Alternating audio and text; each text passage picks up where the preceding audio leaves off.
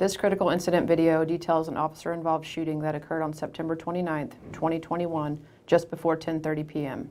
Warning, the following video contains graphic images and language. It is not suitable for all viewers.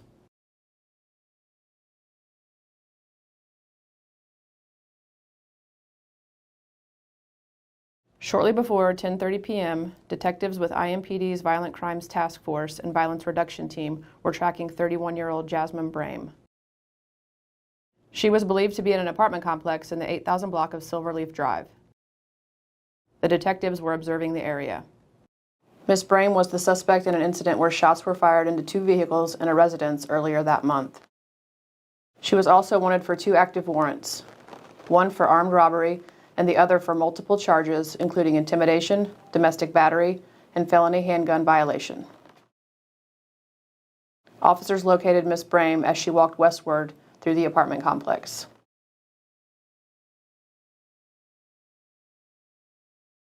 BRT Sergeant Jones was in full police uniform and fully marked police car when he saw Ms. Brame run across Harcourt Road to the 1900 block of Covey Lane.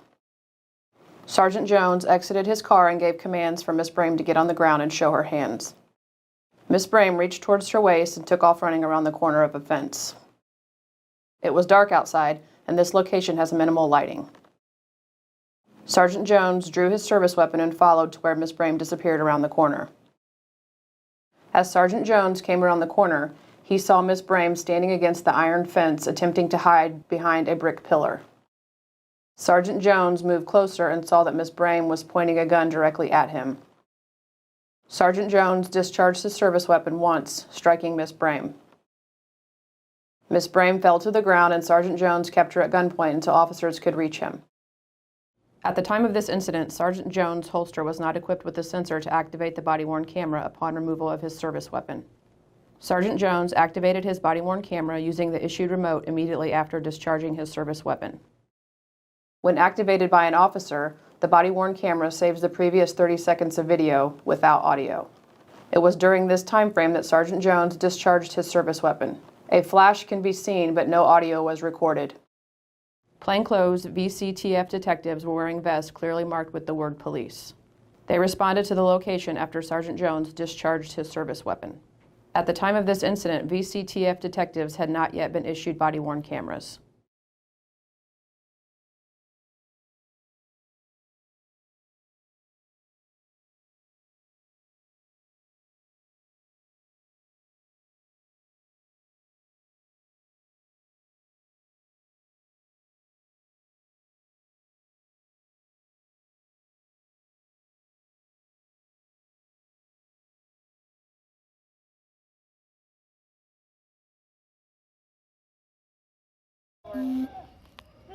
Recording.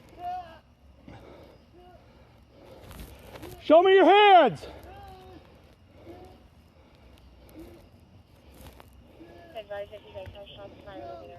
She's got a gun. It's on the ground. Got a gun? Yes. All right. It's on the ground right here. Okay. Show me your hands! Control 511. Go ahead. Shots fired. 8024 Silverleaf Drive. They've got shots fired over there. Couple units to start that way. Here. Oh. Roll over. Here at the entrance of the next apartment.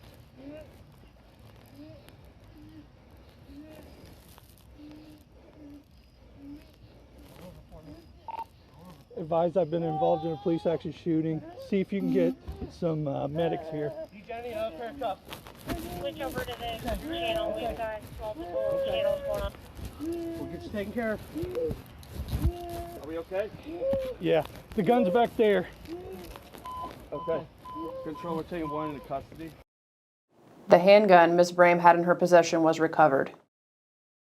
Sergeant Jones and other officers provided medical aid until the arrival of paramedics.